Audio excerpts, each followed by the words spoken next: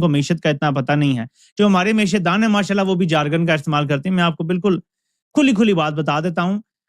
Trump نے جو ٹیرفز لگائے ہیں دنیا کے تمام ممالک پہ، پاکستان پہ 29% ٹیرف لگایا. امریکہ نے 60 ممالک پر اضافی ٹیکس لگا دیا. صدر ڈونلڈ ٹرمپ نے جوابی ٹیرف کے ایگزیکٹو آرڈر پر دستخط کر دیے. صدر ٹرمپ نے پاکستان پر 29%، بھارت پر 26%، بنگلہ دیش پر 37%، چین پر 34% اور جاپان پر 24% ٹیرف لگا دیا. ٹھیک ہے، ہماری ایکسپورٹس اگر نیچے چلی جاتی ہیں تو پورے ملک کا دیوالیہ ہونے کا خطرہ ہے. ہماری یہ واحد انکم ہے اور ہماری کوئی انکم ہے ہی نہیں، اور وہ بھی مشکل سے 30-35 ارب ڈالر ہیں. کچھ پاکستان کا جو نیوکلیئر ویپنز پروگرام ہے، امریکہ اس کے پیچھے ہاتھ دھو کے بیٹھا ہے اور وہ اس کو ختم کرنا چاہتا ہے. امریکی صدر ڈونلڈ ٹرمپ نے دنیا کے مختلف ممالک پر جوابی ٹیرف عائد کرنے کا اعلان کر دیا ہے. وائٹ ہاؤس میں جوابی ٹیرف کے ایگزیکٹو آرڈر پر سائن کرنے کے بعد اپنے خطاب میں ان کا کہنا تھا کہ جوابی ٹیرف کا نفاذ امریکہ کے لیے اچھا ہوگا.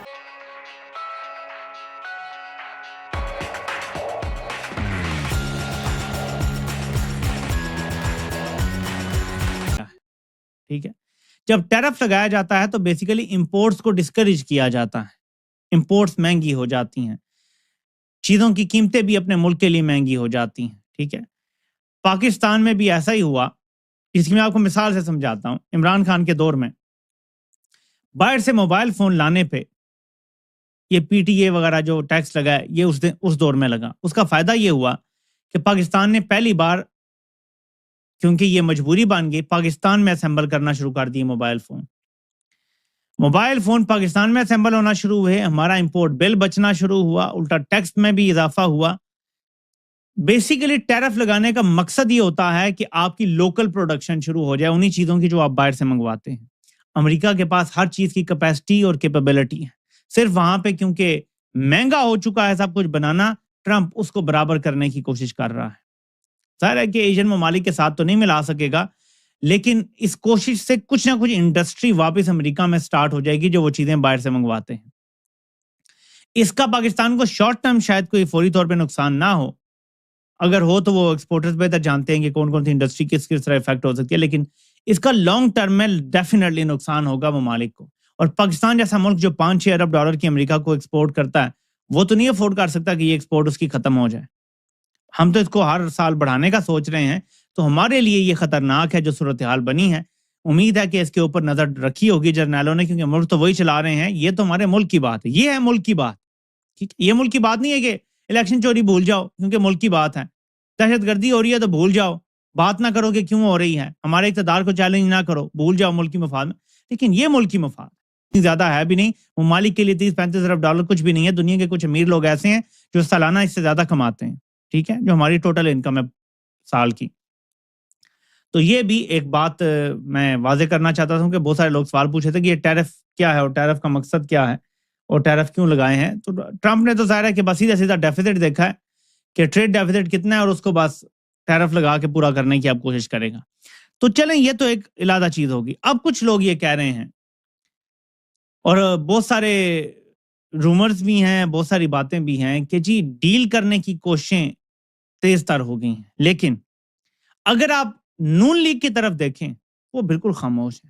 اس میں کوئی شک نہیں ہے کہ امریکہ، اسرائیل اور بھارت اور باقی بھی کچھ ممالک یہی چاہتے ہیں کہ پاکستان، کیونکہ اس وقت ہم واحد مسلم ملک ہیں جس کے پاس ایٹمی طاقت ہے، ہم نیوکلیئر ویپنز اسٹیٹ ہیں، ڈیفیکٹو ہی صحیح، لیکن یہ ہے کہ دنیا اب مانتی ہے کہ ہم نیوکلیئر ویپنز اسٹیٹ ہیں. تو چاہتے بہت سے ممالک کی خواہش ہے کہ پاکستان کے پاس نیوکلیئر ویپنز نہ رہیں اور اس کی جو ہماری کیپیبلٹی ہے اس کو نیوٹرلائز کیا جائے.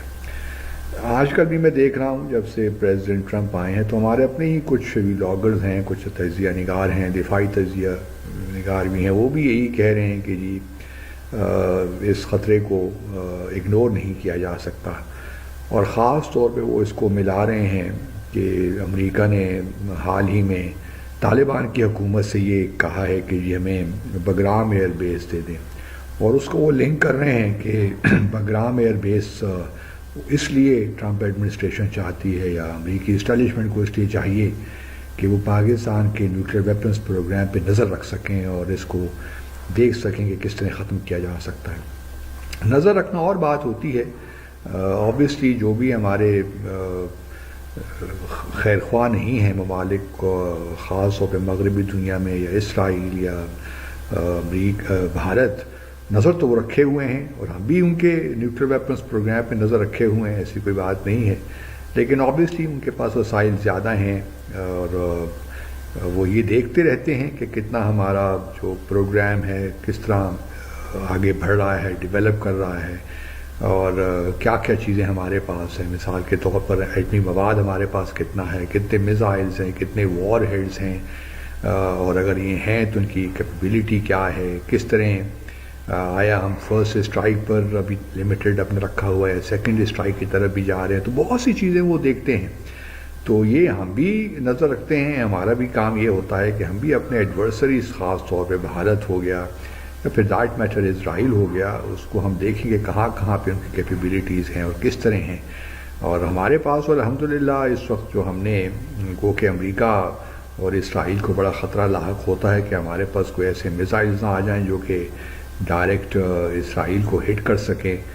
لیکن میرا خیال میں کہ ہمارے پاس اب یہ کیپیسٹی موجود ہے اور ہم اب کو کہ ہمارے پاس کوئی انٹر کانٹیننٹل قسم کے بیلسٹک میزائلز نہیں ہیں، ورنہ ہماری خواہش ہے کہ ہم امریکہ کو جو ہے نشانہ بنائیں یا دور دراز ممالک کو. ہمارا جو کنسرنز ہیں وہ پہلے تو بھارت ہے، ہمارا سارا جو پروگرام ہے اسی کے کانٹیکس میں ہے اور دفاعی پروگرام ہے بنیادی طور پہ. لیکن چونکہ اسرائیل کے مقاصد سے بھی ہم واقف ہیں اور اس کے جو نظریات ہیں پاکستان کے خلاف ان سے بھی ہم واقف ہیں، کیونکہ بن نتن-یاہو، جن کو ہم سیٹن یاہو کہتے ہیں، سیٹن یاہو نے تو بڑے واضح انداز میں کھل کے کہا کہ پاکستان کا نیوکلیئر پروگرام جو ہے وہ اسرائیل کے لیے بہت بڑا خطرہ ہے. تو اس سے اب کسی کو شک تو نہیں ہونا چاہیے کہ اسرائیل کے کیا لانگ ٹرم آبجیکٹیوز ہو سکتے ہیں. تو اس لیے اسرائیل کو بھی اپنے ٹارگٹ پہ رکھنا پاکستان کے لیے میں سمجھتا ہوں کہ بہت ضروری ہے. اور اگر ہمارے پاس یہ صلاحیت اس وقت موجود نہیں ہے تو ہونی چاہیے تاکہ ہم اسرائیل کو ہر لحاظ سے ڈیٹر کر سکیں. اور میں نہیں دیکھتا کہ اسرائیل کے ساتھ ہمارے تعلقات کسی طور بھی آنے والے یا مستقبل قریب میں بہتر ہو سکتے ہیں. ہم ٹیرف سے حاصل رقم اپنے قرضوں کی ادائیگی کے لیے استعمال کریں گے. اور جو اضافی ٹیرف عائد کرنے سے مضبوط مسابقت اور اشیاء کی قیمتیں کم ہوں گی، اس رقم کو اپنے ٹیکسوں کو کم کرنے کے لیے استعمال کریں گے. ڈونلڈ ٹرمپ نے چین پر 34، پاکستان پر 29، بھارت پر 26، یورپی یونین پر 20 اور سنگاپور پر 10% ٹیرف لگا دیا ہے. انڈیا پہ 26 لگا ہے، بنگلہ دیش پہ 37 ہے، جاپان پہ جہاں سے مین گاڑیاں آتی تھیں 24% ہے، بٹ گاڑیوں پہ 25% کر دیا گیا ہے. یورپین یونین 20%، ویتنام پہ 46% بڑھا دیا گیا ہے، اور منیمم بیس لائن جو 10% رکھی، چائنا پہ 34%. اب سوال یہ ہے کہ یہ ٹیرف جب بڑھے گا اور امپورٹ آپ کو مہنگی پڑے گی کیونکہ زیادہ ٹیرف دینا پڑے گا، تو وہاں پہ ریٹیلر بھی اس کو مہنگا بیچے گا. جب وہ مہنگی چیزیں بکیں گی تو دو چیزیں ان سے ہوں گی. ایک تو پرچیزنگ پاور کم ہوگی جو آپ کی اکانومی کو افیکٹ کرے گی، اور دوسری مہنگائی بڑھ جائے گی، انفلیشن بڑھ جائے گی، تو افراط زر میں جمپ آئے گا. اب یہ جو چیزیں کل کی اسے ٹرمپ نے اس کو کہا لبریشن ڈے، جبکہ پوری دنیا نے اس کو کہا ہے گلوبل ٹریڈ وار شروع ہو گئی ہے. دنیا میں تجارت کی گلوبل وار شروع ہو گئی ہے. اب جب آپ پہ ڈیوٹیاں لگتی ہیں